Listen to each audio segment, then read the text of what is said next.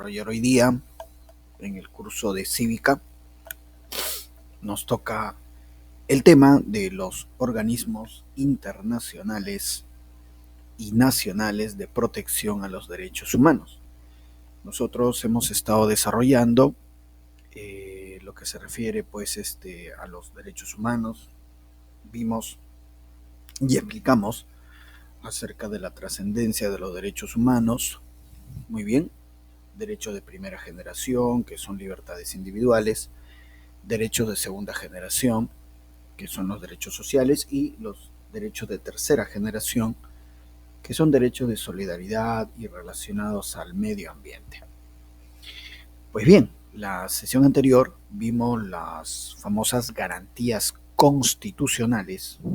Garantías constitucionales lo desarrollamos, garantías constitucionales que protegen las libertades individuales, como el habeas corpus, la acción de amparo, el habeas data, y también garantías constitucionales como la acción de inconstitucionalidad, acción popular y la acción de cumplimiento.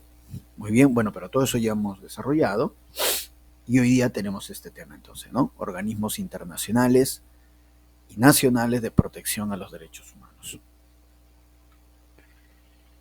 Justamente tenemos acá la Declaración Universal de los Derechos Humanos, porque obviamente partimos del punto en que los derechos, que son unas facultades que tenemos las personas para hacer, para ejercer algo, en este caso siempre se menciona, se resalta los derechos de libertad e igualdad.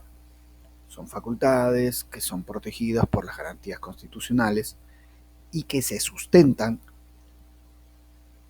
en una documentación internacional. Justamente hoy día es lo que vamos a ver, cuál es esa documentación internacional que respalda a los derechos humanos, ¿no? O sea, no es solamente la legislación peruana,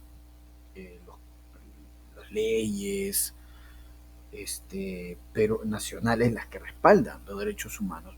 No es algo que el Perú, ¿no?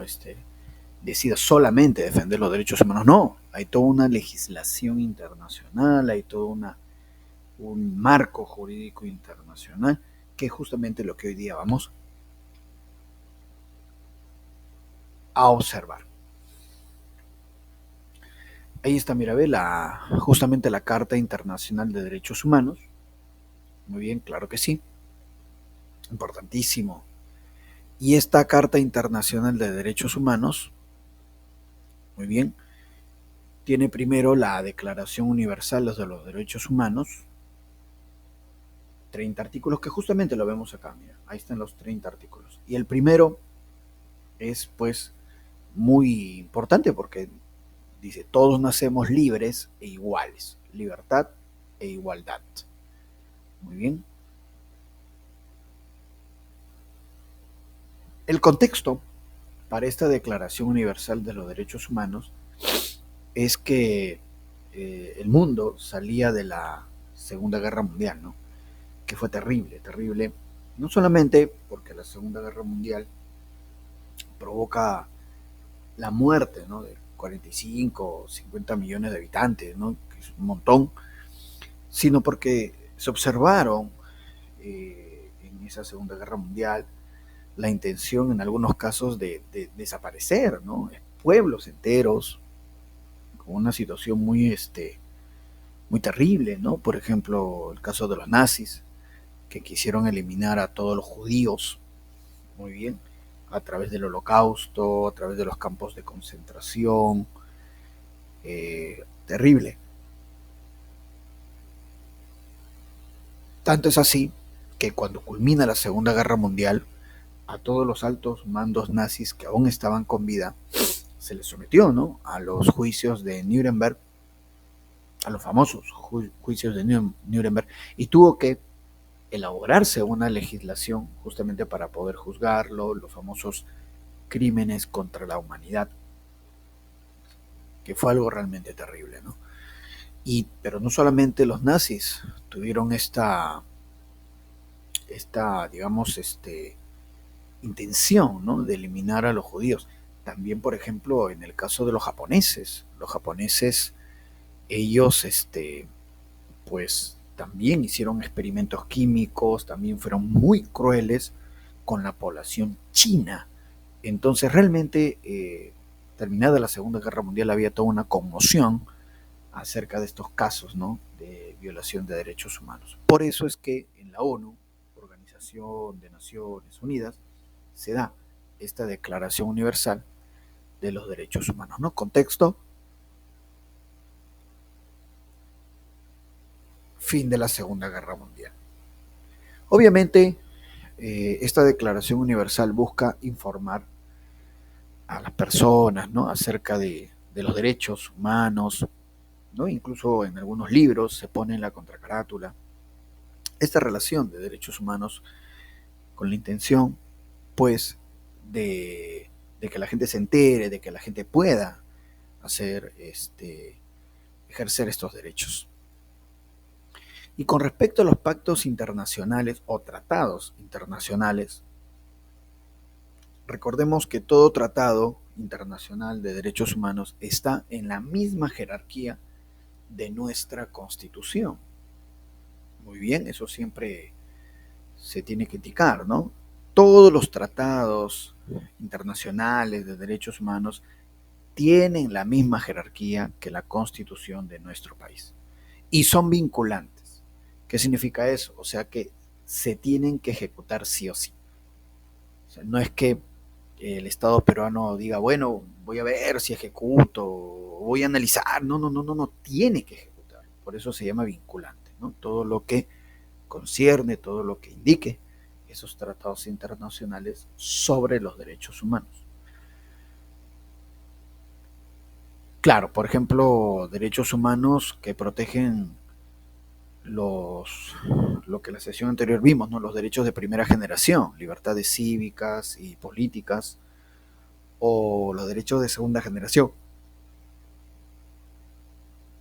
que algunos le llaman, ¿no?, de deuda, en el sentido de que son servicios, ¿no?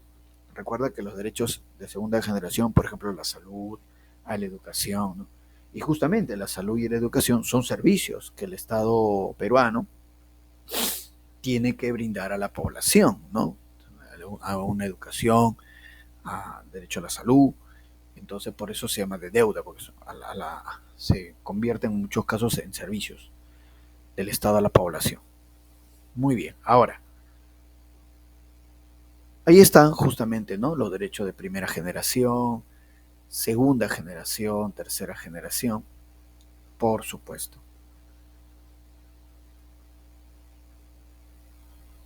Y acá tenemos la Corte Internacional de Justicia. Claro, a nivel mundial y obviamente con respaldo de la ONU, de la Organización de Naciones Unidas, tenemos esta Corte Internacional de Justicia con sede en la ciudad de La Haya. Por eso es que a veces, bueno, comúnmente se le llama también Corte Internacional de La Haya.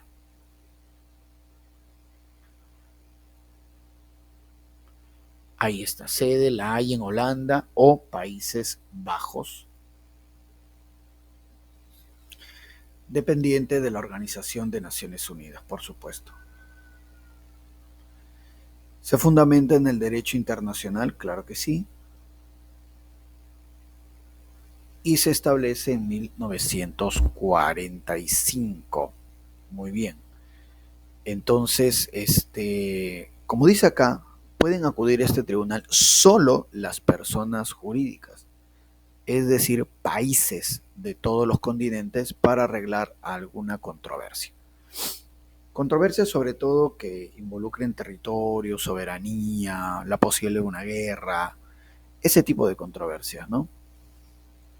Dice, ejemplo, el diferendo marítimo entre Perú y Chile. Claro, es cierto, ¿no? Perú y Chile, pues, fueron a la Corte Internacional de Justicia para saber, ¿no?, cuáles son los límites y, a su vez, los límites, establecer el uso de recursos, muy bien, a los cuales podían acceder ambos estados.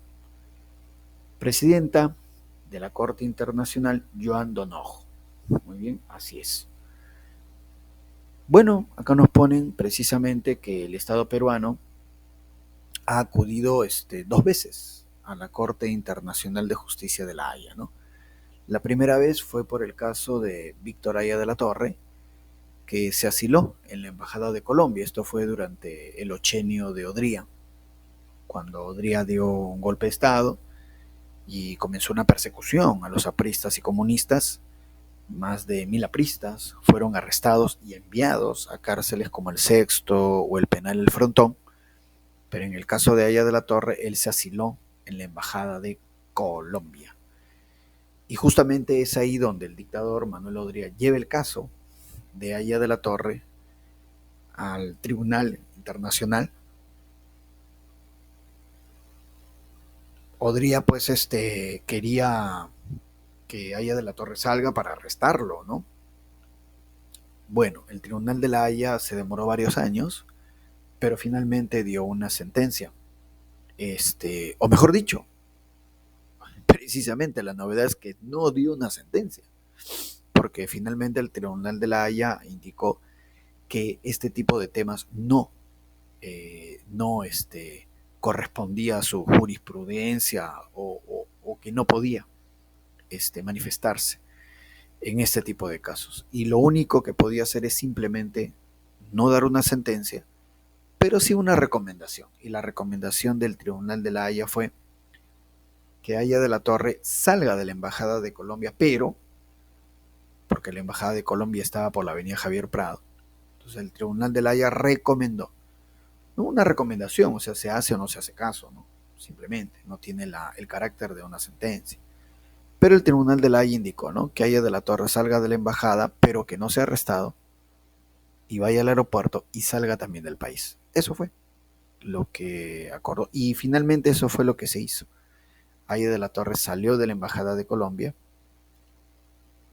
no fue arrestado, el gobierno le dio un salvoconducto y fue directamente al aeropuerto y bueno, se fue del país, Haya de la Torre. Entonces, eso fue la primera vez que fuimos a la Corte de la Haya. La segunda vez, ahí está, ¿ves? El general Odría y ahí está Haya de la Torre. La segunda vez fue por el diferendo marítimo con Chile. Así es.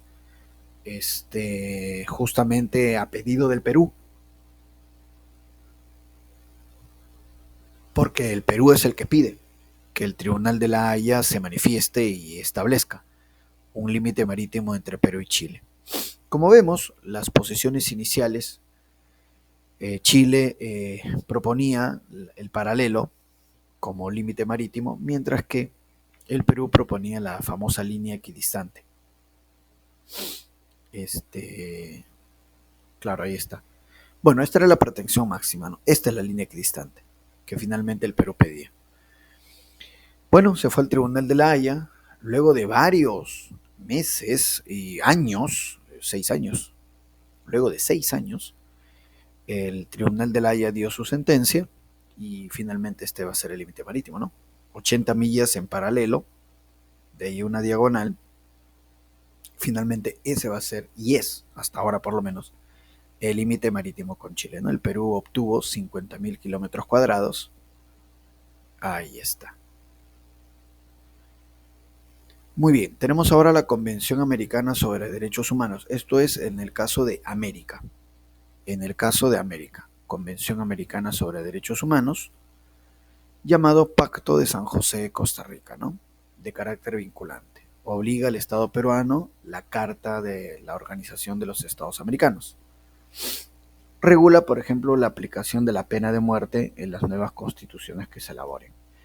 En el caso del Perú, por ejemplo, en 1979, en la Constitución se establece que solamente se puede ejecutar la pena de muerte en el Perú por casos de traición a la patria y en situación de guerra externa. Y así fue como la Convención Americana consignó: en el Perú solo se va a aplicar la pena de muerte por traición a la patria y en caso de guerra externa. Listo. Eso no se puede modificar.